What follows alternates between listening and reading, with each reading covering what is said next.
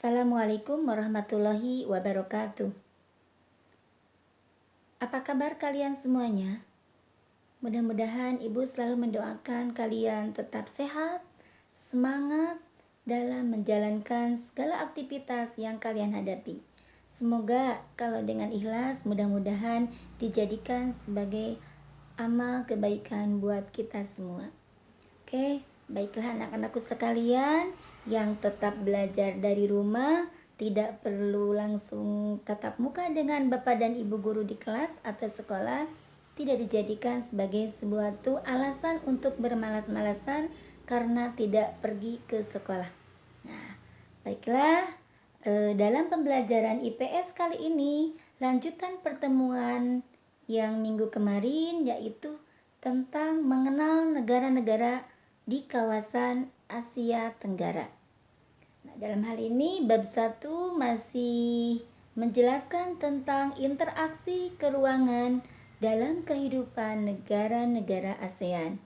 Nah, akan tetapi lanjutannya pada bab kali ini yaitu bagaimana pengaruh perubahan ruang terhadap kehidupan ekonomi. Nah, di sini yang berhubungan dengan kegiatan kehidupan ekonomi di sini sangat erat kaitannya dengan kegiatan ekonomi. Adapun tujuan pembelajaran yang kalian capai dalam pembelajaran kali ini adalah menganalisis pengaruh perubahan ruang dan interaksi antar ruang terhadap kehidupan ekonomi. Baiklah, kita lanjutkan. Nah, dalam kehidupan ruang, interaksi antar kawasan negara-negara di ASEAN yaitu berhubungan dengan yang namanya AFTA. Siapa yang sudah tahu apa itu AFTA? Nah, AFTA di sini sangat meluas sekali jangkauannya, maksudnya tidak hanya dalam satu negara saja. Adapun AFTA yaitu Ibu akan menjelaskan sekilas saja. Nanti lebih lanjutnya kalian boleh mencari artikel-artikel dari beberapa sumber. AFTA itu Organisasi Perdagangan Bebas di kawasan Asia Tenggara, di mana negara yang menjadi anggota AFTA pada awalnya berjumlah 6, terdiri dari Indonesia, Thailand, Singapura, Brunei Darussalam, dan Filipina. Tapi yang keempat negaranya menyusul seiring dengan perkembangan dan bergabungnya negara-negara berikut. Nah, dalam hal kegiatan yang dilakukan untuk menunjang berbagai macam kehidupan untuk masing-masing negara, yaitu kita kenal yang pertama kegiatan produksi. Kegiatan produksi di sini bisa menggambarkan bagaimana proses terciptanya sebuah barang atau output yang dihasilkan pada suatu kegiatan.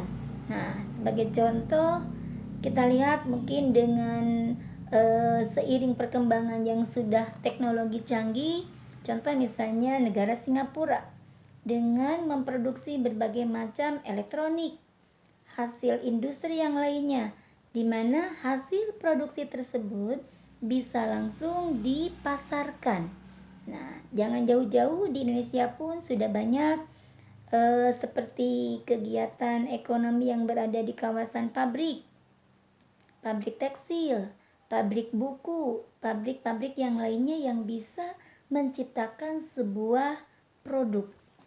Nah, tentunya di sini produk di sini tidak hanya untuk dikonsumsi sendiri, tapi negara lain bisa langsung menghubungi ke bagian ataupun ke pabrik-pabrik tersebut untuk memenuhi kebutuhannya.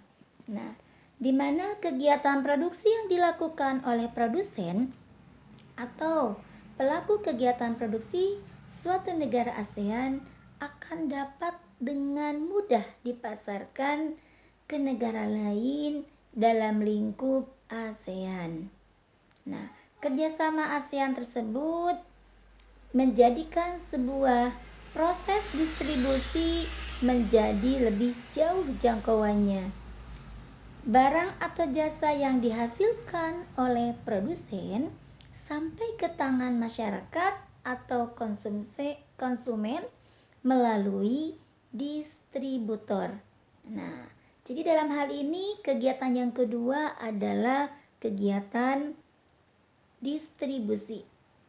Perkembangan teknologi transportasi sangatlah mendukung ataupun dalam arti dapat lebih memperpendek jarak dan waktu yang dibutuhkan untuk mendistribusikan barang atau jasa sehingga dengan mudahnya sampai ke tangan konsumen. Nah, misalnya adanya alat angkut ataupun jenis transportasi di lautan misalnya ya, kemudian lagi angkut barang ke melalui pesawat.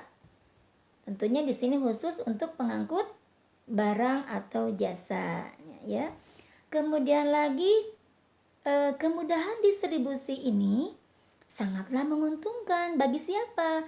Bagi pelaku kegiatan ekonomi yang memungkinkan mereka mendapat apa?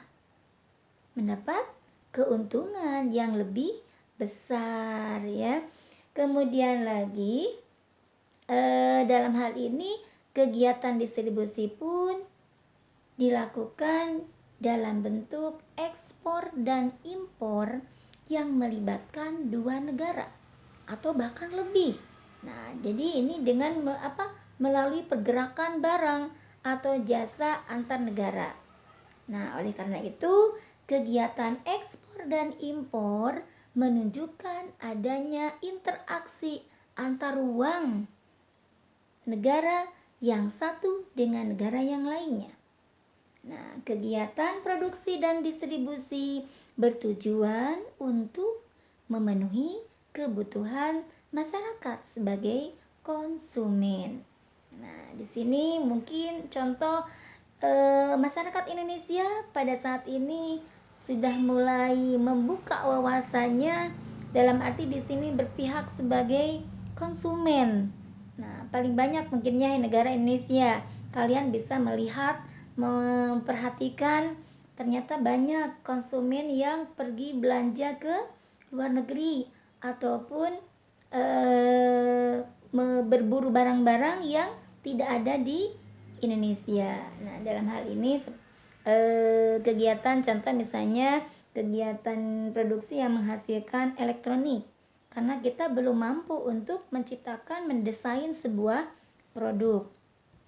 Yang ketiga tadi yaitu kegiatan konsumsi, yaitu yang dilakukan oleh para konsumen yang berburu barang di mana tujuannya untuk lebih terpenuhi kegiatan ataupun lebih terpenuhi kebutuhan sehari-harinya. Nah, kita kembali lagi ke AFTA yang tadi. Di mana AFTA itu tadi apa? Sebuah organisasi perdagangan bebas di mana? Di kawasan Asia Tenggara. Oke, ada prinsip utama dalam hal kegiatan AFTA ataupun organisasi AFTA. Yang pertama di sini prinsipnya meringankan tarif di antara bea masuk untuk barang-barang impor. Perlu kalian ketahui bahwa kegiatan impor yaitu kegiatan kegiatan mendatangkan barang atau jasa, kegiatan membeli, kegiatan lagi untuk mendapatkan barang yang diinginkan. Kemudian lagi yang kedua, berlakunya perdagangan bebas di kawasan ASEAN. Yang ketiga, kerjasama dalam memerangi korupsi antar negara ASEAN. Yang keempat, kebebasan setiap negara anggota untuk menetapkan tarif dan bea masuk. Nah, jadi di dalam hal ini kegiatan tersebut tidak ada yang gratis. Jadi harus ada tarif, tetapi tarifnya bisa diminimalisir. Oke, tentang kegiatan kehidupan ekonomi ataupun pengaruh perubahan ruang terhadap kegiatan ekonomi di wilayah kawasan Asia Tenggara, mungkin Ibu hanya cukup selintas saja. Nanti kalian boleh secara jelasnya bisa mengilustrasikan salah satu negara yang ada di kawasan Asia Tenggara yang dimana tingkat pendapatannya lebih tinggi dibanding dengan negara-negara lainnya. Nah, di sini mungkin Ibu akan lebih lebih dipersempit, yaitu berhubungan dengan instansi negara yang sangat maju di wilayah kawasan ASEAN, yaitu negara Singapura. Kalian tahu mungkin sama Singapura kalau lihat di peta itu hanya sebuah wilayah yang sangat sempit. Tetapi dengan kondisi seperti itu, bila dilihat dari segi geografisnya, negara negara Singapura tersebut sangatlah patut acungi jempol. Yang pertama, bagaimana perekonomiannya? Yang kedua, bagaimana penerapan sistem pajaknya? Yang ketiga, seperti apa kondisi negara Singapura? Apakah tingkat korupsinya lebih tinggi ataupun rendah? Nah, yang terakhir, bagaimana pendapatan per kapitanya bagi masyarakat yang ada di negara Singapura? Nah, ini untuk sebagai jadikan tugas untuk kalian. Dari hasil menyimak materi singkat tadi, kalian boleh mengilustrasikan dengan jelas 4 aspek tadi.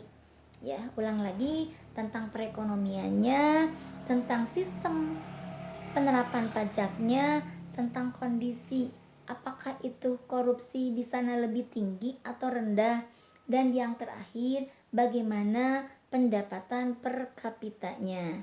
Nah, di sini Ibu akan sedikit meringkas ya tentang pembelajaran kali ini.